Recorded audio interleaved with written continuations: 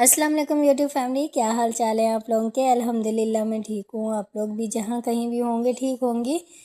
ये आज लाहौर का मौसम है, बादल बहुत ज़्यादा गहरे थे और फिर थोड़ी देर के बाद ही बारिश शुरू हो गई। ये देखें, ये मैं विंडो से आप लोगों को बारिश दिखा रही हूँ, बाहर का मंज़र। तो लाहौर में बहुत ज़्यादा बारिश हो रही है और 3 दिन से लगातार बारिश हो रही है। तो जब भी बारिश का मौसम हो, बहुत ज़्यादा गर्मी थी, सब लोग दुआ कर रहे थे कि बारिश हो जाए और अल्लाह ताला ने बारिश बरसा दी है। लेकिन जब भी आप दुआ करें तो अल्लाह ताला से ये ज़रूर दुआ मांगनी चाहिए कि अल्लाह ताला अपनी रहमत की बारिश बरसाए। बहुत से लोग बेचारे ऐसे हैं जो फुटपाथ पे सोते हैं, जिनके पास छत नहीं है, जिनके ऊपर छत नहीं है, या बहुत से लोग ऐसे हैं जो कच्चे घरों में रहते हैं। तो उन लोगों के लिए कितना मुश्किल टाइम पीरियड होता होगा ये। तो हमेशा रहमत की बारिश मांगनी चाहिए अल्लाह ताला से। अल्लाह ताला अपना करम करे हम सब लोगों पे। फिर सुबह नाश्ते में सबसे पहले मैं एक सेब लेती हूँ और आज मैं आप लोगों के साथ अपनी फैमिली का इंट्रोडक्शन करवाऊँगी। वैसे तो मेरी फैमिली में ज़्यादा लोग नहीं हैं, मेरे इन-लॉज़ जो हैं वो गाँव में रहते हैं। मेरे घर में मेरे हस्बैंड है, मेरा बेटा है, उनसे मैं आप लोगों को मिलवाऊँगी आज। और आज मेरा सेकंड व्लॉग है, तो मैंने सोचा फर्स्ट व्लॉग में मैंने आप लोगों के साथ अपना घर का टूर शेयर किया था, तो आप लोग मेरी वो वीडियो भी जाकर ज़रूर देखिएगा। और अगर आप लोगों को मेरे व्लॉग अच्छे लगे तो मुझे सब्सक्राइब ज़रूर करिएगा। मैंने शुरू किया है व्लॉग बनाना और अल्लाह पाक मुझे कामयाब करे। वो तमाम मेरी बहनें जो मेहनत कर रही हैं, अल्लाह पाक उन सब लोगों को भी कामयाब करे। क्योंकि जब भी आप कोई काम शुरू करते हैं, मेहनत करते हैं, तो आपका यही होता है कि सब कामयाब हों। तो मैंने भी अभी ये स्टार्ट लिया है। कुछ ज़िंदगी में मसाइल ऐसे होते हैं कि आपको काम करने पर मजबूर कर देते हैं। बहुत सी चीज़ें ऐसी होती हैं कि आप फ्री रहने से अच्छा है कि आप कोई काम कर लें। तो मैंने भी इसीलिए अपना यूट्यूब चैनल बनाया है ताकि अल्लाह पाक मुझे भी कामयाब करे और मेरे लिए भी आसानियाँ पैदा करे। मेरी जो भी मुश्किलात परेशानियाँ हैं उनको दूर करे। बस बहुत सारी चीज़ें ऐसी होती हैं हमारी लाइफ में जो हम अपने अल्लाह के सिवा किसी को नहीं बता सकते। वह सिर्फ़ हमारे और हमारे अल्लाह के दरमियान होती हैं, जो हम जिसका ज़िक्र हम कभी किसी से नहीं कर सकते। तो बहुत सारी चीज़ें होती हैं ऐसी हमारी लाइफ में, तो बस अल्लाह पाक सबको कामयाब करे। इन्हीं में से एक मैं भी लड़की हूँ और एक हाउसवाइफ भी हूँ, एक मदर भी हूँ।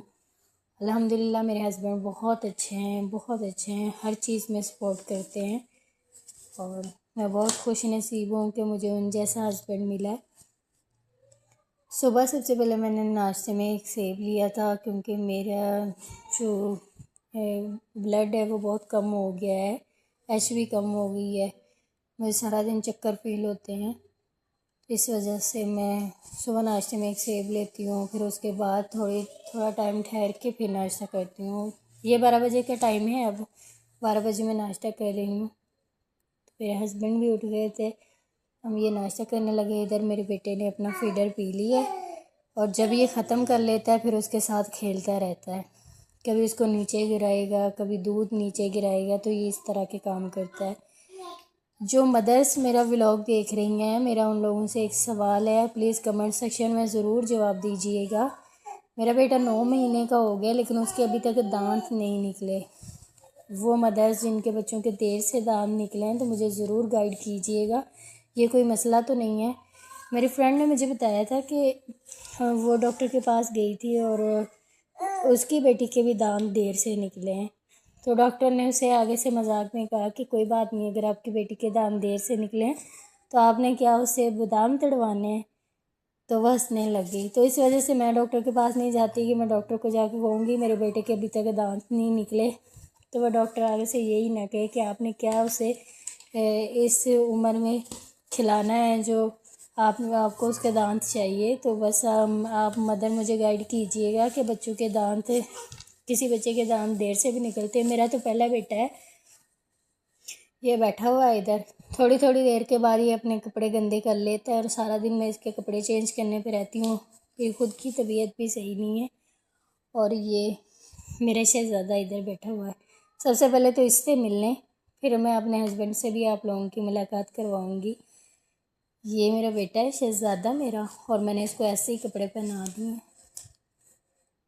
आज मैंने इसको व्लॉग में भी लेना था, लेकिन चलो खैर है।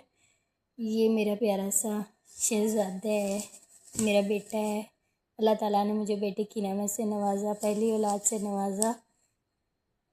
बहुत सारी बहनें मुझसे पूछती हैं कि आपने अल्लाह ताला ने आपको पहली औलाद बेटे की नेमत से नवाजा है, तो मैं उन लोगों को ये कहना चाहती हूँ, चाहे आपका बेटा हो या बेटी हो, अगर अल्लाह पाक आपको औलाद की नेमत से नवाजता है ना, तो ये बहुत बड़ा अल्लाह का करम है आपके ऊपर। तो वो मुझसे पूछते हैं कि आपने कोई वजीफ़ा किया था जो अल्लाह पाक ने आपको बेटे की नेमत से नवाजा। हाँ, ऐसा है कि जब मैं कंसीव नहीं कर पा रही थी तब मैंने एक वजीफ़ा ज़रूर पढ़ा था, लेकिन मैंने इसलिए नहीं पढ़ा था कि मेरा बेटा हो या बेटी हो, मैंने बस कंसीव करने के लिए वो वजीफ़ा पढ़ा था। मैं आप लोगों के साथ भी शेयर कर देती हूँ।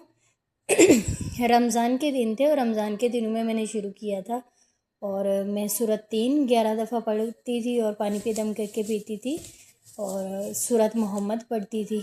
और मैंने सुना सूरत मोहम्मद पढ़ने से आपका बेटा ही होता है, तो ऐसा ही हुआ है, मुझे अल्लाह पाक ने बेटा ही दिया है। तो ये मैं पढ़ती थी सूरत मोहम्मद, सूरत 3, सूरत लुकमान, सूरत मरियम, ये मैं पढ़ा करती थी।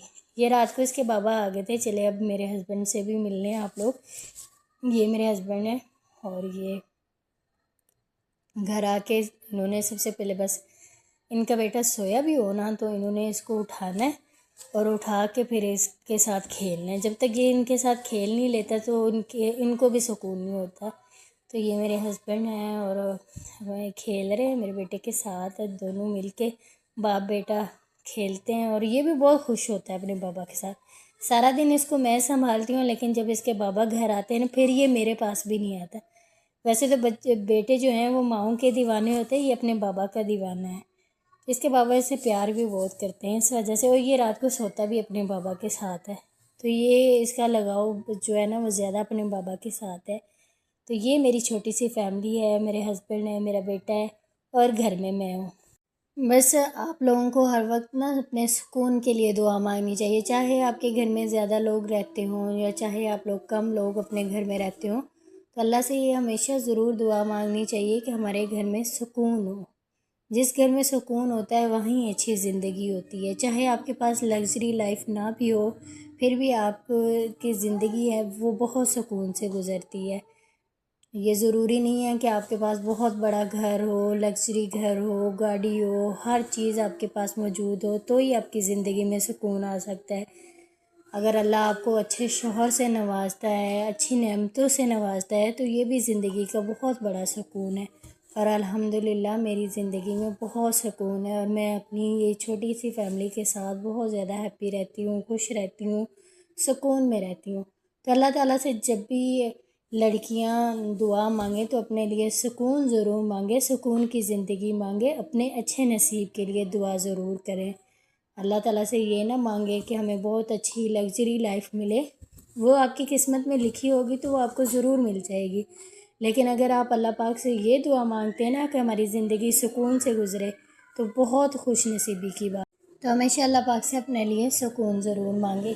ये था मेरा आज का व्लॉग, जिसमें मैंने आप लोगों को अपना बेटा दिखाया, अपना हस्बैंड दिखाया, और कुछ बातें आप लोगों के साथ शेयर की हैं। उम्मीद करती हूँ आप लोगों को मेरा व्लॉग अच्छा लगा होगा। आप लोगों ने मुझे सब्सक्राइब करना है, सपोर्ट करना है, और मुझे बताना है कि आप लोगों को किस तरह की वीडियो चाहिए, तो मैं इंशाल्लाह उस हवाले से वीडियो ज़रूर बनाऊँगी। अपना बहुत सारा ख्याल रखिएगा, मुझे भी अपनी दुआओं में याद रखिएगा। टेक केयर, अल्लाह हाफिज़।